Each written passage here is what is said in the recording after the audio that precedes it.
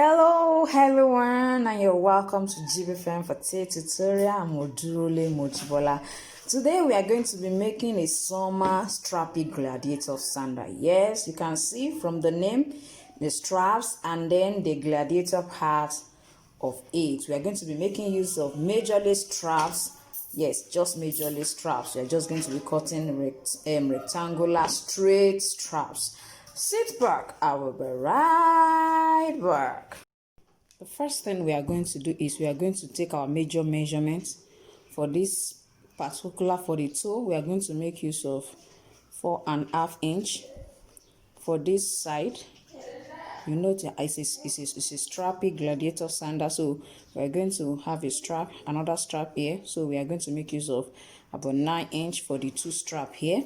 There is another strap that came from this way and went around this way, so that enter into the one that has buckle. So we are going to make use of about 12.5. Now the buckle strap is going to also be here, and that is going to be 4 inch. We are going to make use of 4 inch because I'm going to suspend the buckle into it this way, and this is what I mean. After the measurements, you are going to suspend the buckle this way before you finally line it. So I've put my buckle into it. I'm just going to do it this way and line them all on my leather that I'm going to use as the lining. That's what I'm going to do now. Quickly line them and cut them out. We are going to start with our lesson. For those of us who have been following my tutorial, you know that when I want to do this punching, what I do is I measure 5 centimeter from the edge to this side is 5 centimeter, and I measure 3.5 centimeter to 4 centimeter on this particular side. That is what I do, these measurements I use. So the first part I punched was this one. You punch this one first, then you place your strap on it upward and punch this one because it's going to enter into this place this way.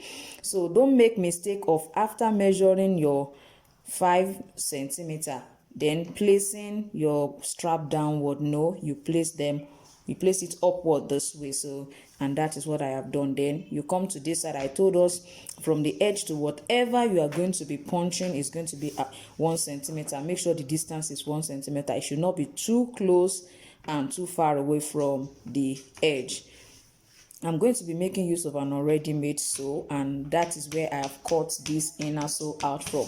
Please, if you are not sure of how I came about this, I have a video tutorial. Is inside the description. Just check out how to cut sole, how to cut an inner sole. So I showed us different ways in which we can cut, and different ways in which we can cut these upper patterns. I've told us the measurement. All you need to do is just to follow that pattern. You can see I didn't stitch it, so I applied gum on the lining as well as on the main leather, so I don't have to stitch. You can see them looking very neat and perfectly okay. So it means you don't necessarily have to stitch at every point in time. So this one I'm not stitching it. You can see is really very neat, and all you need to do is just watch the video on how to cut upper, and you'll learn various ways in which you can do this. Now let's go back to our measurements. Now I've punched the two sides. For this edge, I've explained to us, just make sure that it's not at the same point with this one. Let it come a little bit downward before you punch it. You can see that they are not at the same point. It came a little bit down. As you can see, there's a bit slant for the side. So I'm going to open this up and put this toe part into it. I'm going to make use of my utility knife. Make use of your utility knife and just open.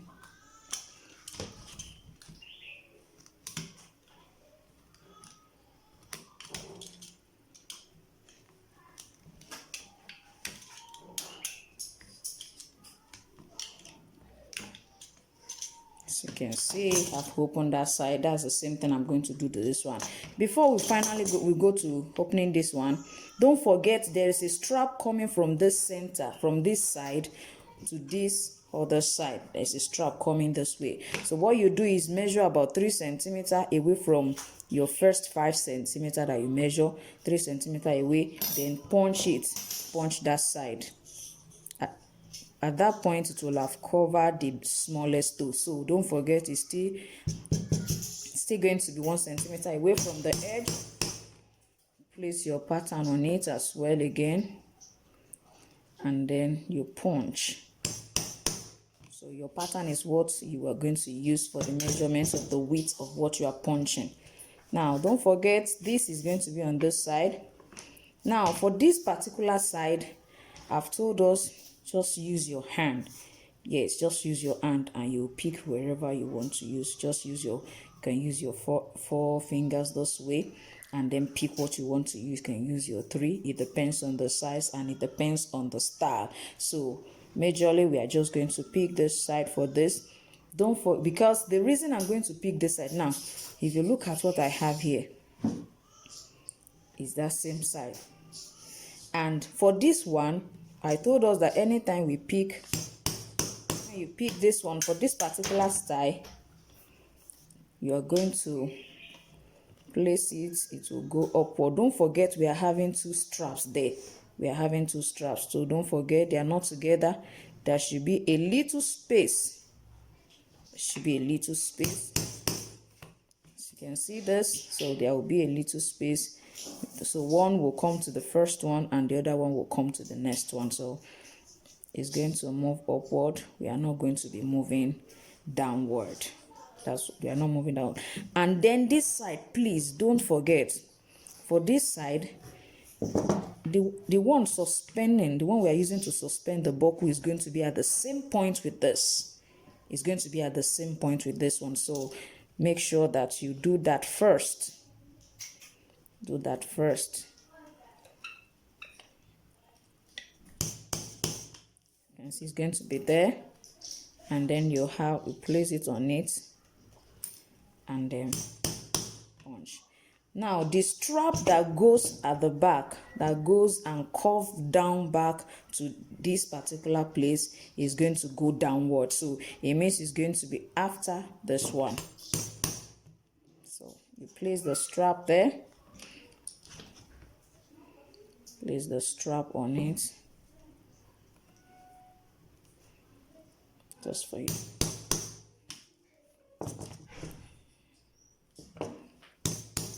Make sure when you want to open it, make sure you don't make any mistake of opening, this one and this one. Make sure you open them appropriately, this and this. Don't forget, this one is going to be for the first one. We are going to create another one for the second one. That's how we are going to move it. So it means there will be another one, since there are 2 straps. And the next one, don't forget to place it on it for you to get the right position.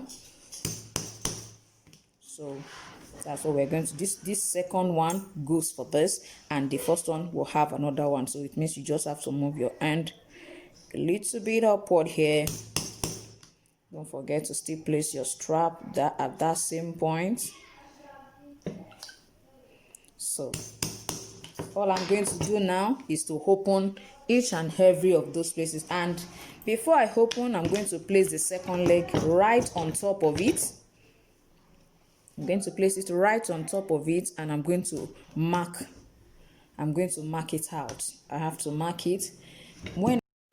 Now see what I have after lacing and inserting all the straps. This is what I have. Just make sure that the length of your strap for the buckle, the strap plus the buckle, should be about 5 centimeters away from the tip. I mean, by the time you put it this way, and check, it should be about 5 centimeters. Yes, it should be about 5 centimeters. That should be okay for this buckle strap. That should be the length plus the buckle, not just the strap, by the time you are finally through with it. So this is what I have. You punch the hole for the buckle, can be adjusted. Don't forget, you can use this pattern at the center as well. You can use this pattern. You have taught us how to cut different slide patterns. This pattern is also part of it. You can use it and put it on the side. You can decide to make use of weave. Yes, you can decide to weave and do what you want. As you can see, this is what it will look like if you cut two. I've explained to us in how to cut slide. I'm sure you can check the tutorial. You can check it. This is what you have. If this is the type you want at the center, you can decide to use this. And if it is the weaving, you can decide to just cut your strap.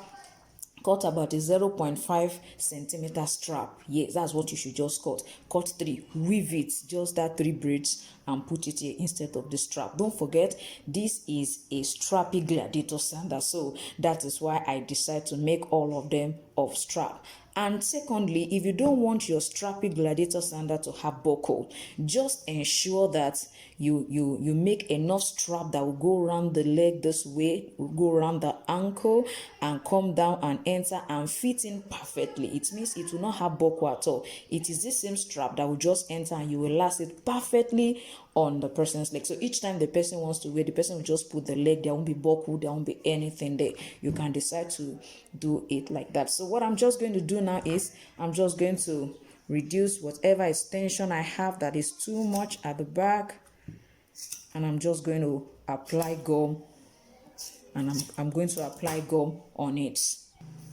Now you can see now I'm through with the lacing. What I just need to do now is just to bottom it. I've told us various ways in which we can actually make this. You can change this strap and replace it with other patterns according to what you have on the thumbnail. You can decide to just you can make your own buckleless.